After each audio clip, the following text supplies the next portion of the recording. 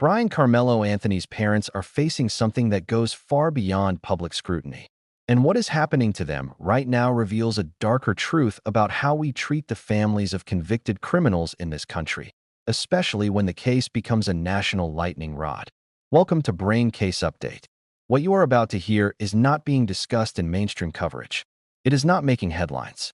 But it is happening, it is escalating, and it has serious implications for how we understand accountability, guilt by association, and the limits of public rage.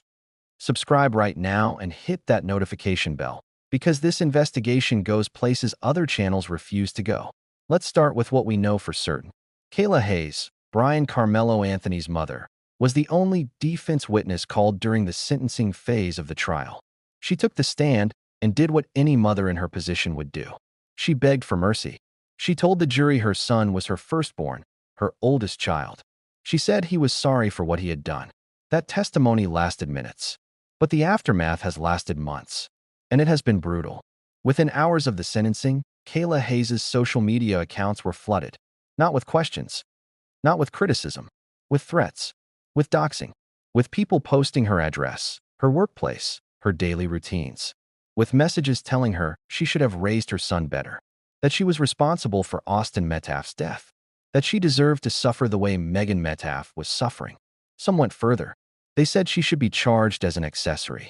That she must have known her son was dangerous. That she must have enabled his behavior. That her failure as a parent made her criminally liable. None of that is legally accurate. None of that is supported by evidence. But none of that matters to the people saying it. Because in their minds, Kayla Hayes is guilty, not of murder, but of creating a murderer. And that, in their view, deserves punishment. Now let's be clear about something. Kayla Hayes is not on trial. She has not been charged with any crime. There is no evidence, none that has been made public, suggesting she knew her son was carrying a tactical knife to attract meat or that she had any foreknowledge of what would happen on April 2nd, 2025. She is a mother whose son committed murder. That is a tragedy for her too. A different kind of tragedy than what the Metcalf family is experiencing, absolutely. But a tragedy nonetheless. Yet the public response has treated her as though she pulled the blade herself. As though her presence in that courtroom asking for mercy was an insult to Austin's memory. As though her grief, and yes, she is grieving too, is illegitimate because her son is the perpetrator rather than the victim. This is what happens when we collapse the distinction between a criminal and their family. When we decide that proximity to wrongdoing equals complicity.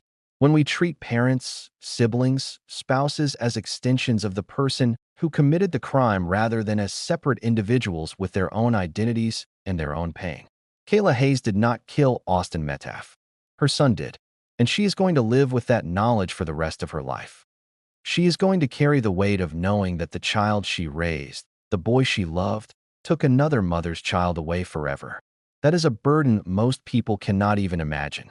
But instead of recognizing that complexity, the public has decided she deserves to be destroyed. Her employment has reportedly been impacted. Her ability to move freely in public has been compromised. She has been photographed without consent, followed, harassed in stores, in parking lots, at places that should be safe and mundane. And it is not just her.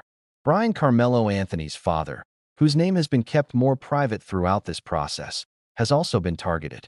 Less visibly than Kayla, perhaps, but targeted nonetheless.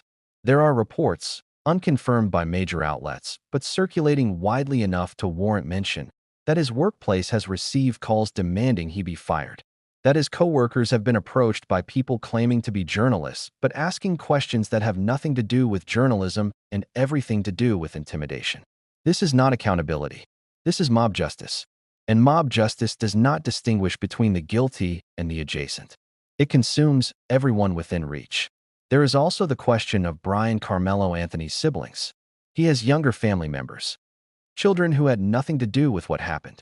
Children who are now growing up with the knowledge that their older brother is in prison for murder and that their family name is associated with one of the most divisive criminal cases in recent Texas history. Those children are being bullied. That is not speculation. That is documented. Teachers have reported incidents. School administrators have had to intervene. And in at least one case, The family has had to change schools entirely because the harassment became so severe that the child's safety and mental health were at risk. Think about that.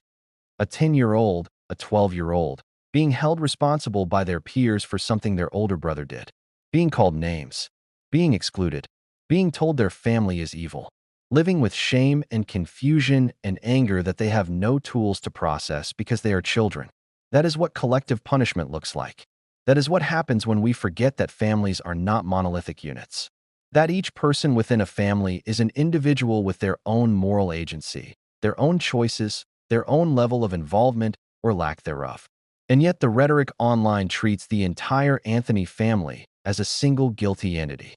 People post things like, the whole family should be in prison, or they raised a killer, they should pay the price, or I hope they never know peace.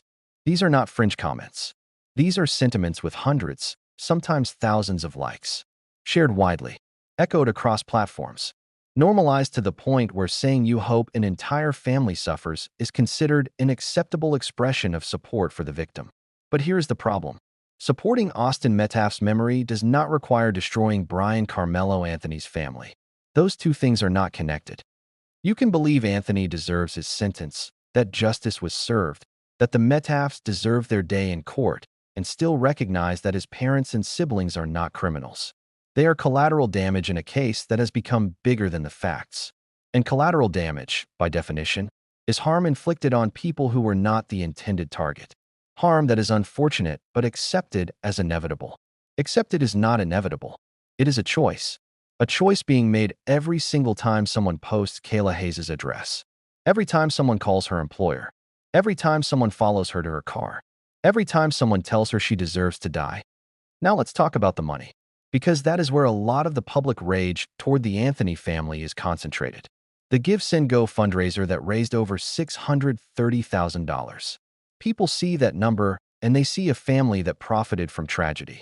They see parents who turned their son's crime into a cash grab. They see evidence of grift, of exploitation, of moral bankruptcy. But here is what most people do not understand about legal defense costs. A murder trial is extraordinarily expensive. Private attorneys charge anywhere from $250 to $600 per hour, sometimes more for high-profile cases. Expert witnesses cost thousands per day. Investigators, forensic analysts, jury consultants, all of it adds up fast. A credible estimate for a competent defense in a murder trial can easily reach $300,000 to $500,000, sometimes more, especially when the case goes to trial rather than resolving through a plea deal, especially when there are complex evidentiary issues, pre-trial motions, jury selection battles like the Batson challenge in this case. So if the fundraiser brought in $630,000 and the trial defense cost $400,000, that leaves $230,000. Sounds like a lot, right? Until you factor in appeal costs, which can run another $100,000 or more. Until you consider that the family reportedly relocated, which means moving expenses, lost income, new housing costs. Until you think about the fact that Kayla Hayes may have lost her job or had her hours reduced because of public backlash. Suddenly, that number does not look like profit. It looks like survival. But the public does not see it that way. The public sees $630,000 and assumes it went into the family's pockets. They see the appeal filing that claims Anthony is indigent, and they assume the family is lying. They assume fraud. And maybe they are right to be skeptical. Maybe there should be transparency about how those funds were spent. Maybe donors deserve an accounting. But skepticism is not the same as certainty. And the accusations being leveled at this family are being stated as certainties. People are not saying, I wonder how that money was spent. They are saying, they pocketed the money and lied about being poor. That is not a question. That is an accusation. And accusations have consequences. If you are still watching at this point, drop a comment with accountability matters so we know who understands the difference between justice and revenge. This is Investigative Case Files, and we are not afraid to ask the uncomfortable questions. Subscribe if you want the full story, not just the outrage. There is another dimension to this that is not getting nearly enough attention. The racial dynamics of how the Anthony family is being treated versus how families of white defendants are treated in similar circumstances. When a white teenager commits murder, the media often focuses on mental health, on trauma, on what went wrong in their life that led to this moment. The family is interviewed sympathetically. They are given space to humanize their child, to explain that this was an aberration, that their son or daughter was struggling, that they never saw this coming. The public, generally, accepts that framing. They express sympathy for the parents. They acknowledge how difficult it must be to love someone who did something terrible. They make room for complexity. But when a black teenager commits murder, the framing shifts.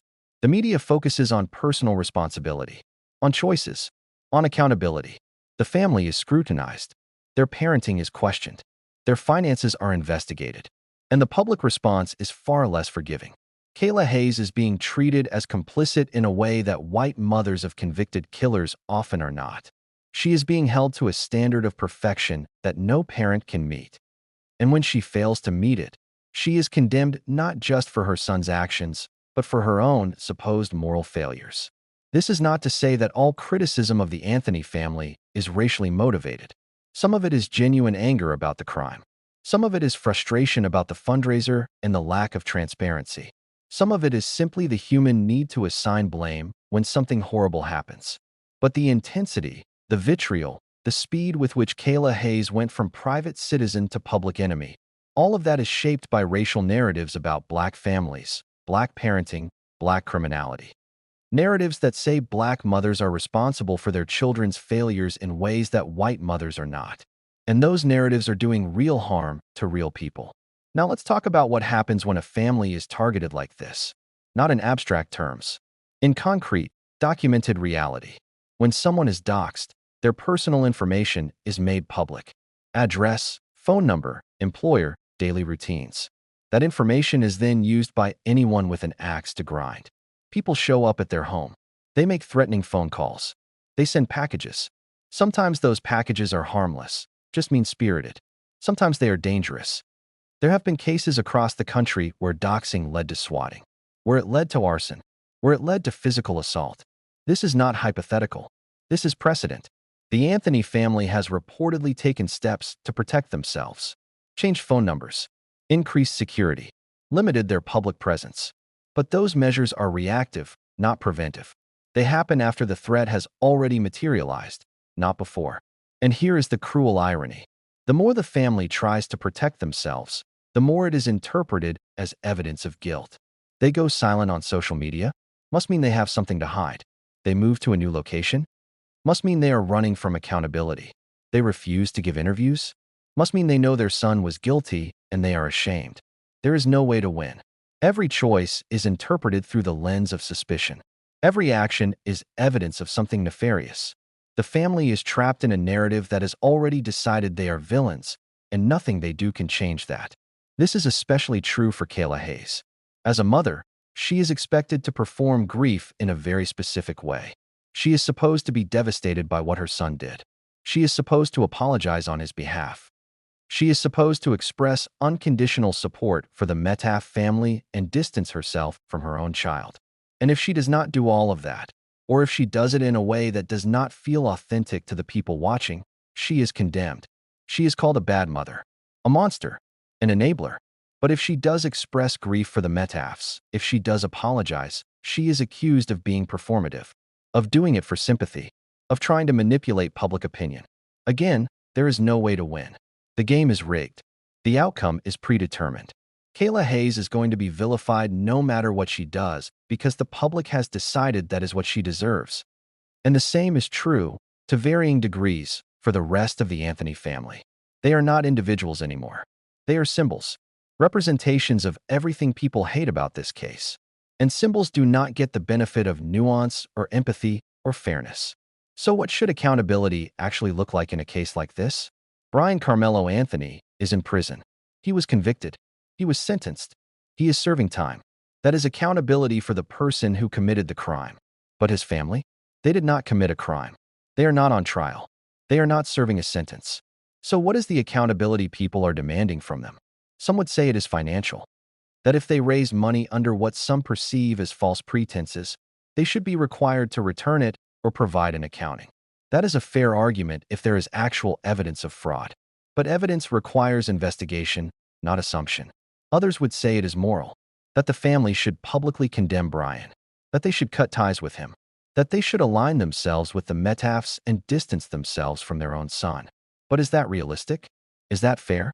Can you ask a mother to abandon her child, even if that child committed murder? Can you ask a family to publicly disown someone they love, someone they are still trying to understand and process and grieve? These are not simple questions, and the answers are not obvious. But the public is acting as though they are. The public is acting as though there is one correct response, and anything short of that deserves punishment. That is not justice.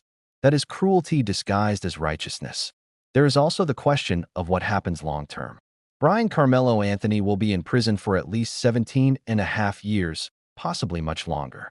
During that time, his family will be the only connection he has to the outside world. They will be the ones who visit, if they can, the ones who put money on his commissary, the ones who write letters and take phone calls and maintain the relationship.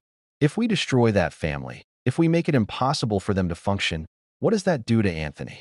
Does it make him more likely to rehabilitate? Does it make him more likely to take responsibility for what he did?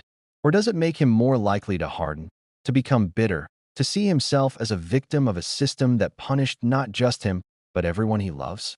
These are questions that should matter if we actually care about preventing future violence. If we actually care about rehabilitation and reintegration and reducing recidivism. But most people do not care about that. They care about punishment. They care about revenge. They care about making sure that everyone connected to this case suffers in proportion to how much Austin Metcalf's family has suffered. And that is understandable. It is human, but it is not justice. And it does not make anyone safer. The Anthony family is under fire. That is undeniable. They are being targeted, harassed, threatened, and economically undermined. Their lives have been upended in ways that will have consequences for years, possibly decades. And while some of that is inevitable given the nature of the case, much of it is not. Much of it is the result of deliberate choices made by people who have decided that proximity to a criminal makes you a criminal too. That is a dangerous precedent. Because if we accept that logic, then every family of every person convicted of a crime becomes fair game. Every mother, every father, every sibling, every child can be targeted, harassed, destroyed, simply because someone they love did something terrible. And once we normalize that, there is no going back. We have created a system where guilt is collective, where punishment is inherited, where there is no such thing as an innocent bystander. Is that the world we want to live in? Is that the standard we want to set? Because if it is, we need to be honest about it. We need to stop pretending this is about justice and admit that it is about vengeance. Brian Carmelo Anthony's parents are under fire. And the question we should be asking is not whether they deserve it. The question is whether this serves any purpose beyond satisfying our rage. If you made it this far, you understand that this case is more complicated than the headlines suggest. Subscribe to Brain Case Update right now. Hit that notification bell. Share this video with someone who needs to hear the full story. Drop a comment with your thoughts, and let's have a real conversation about accountability, justice, and where the line is between the two. This is not over. Not even close. Stay tuned for part 2. We are just getting started.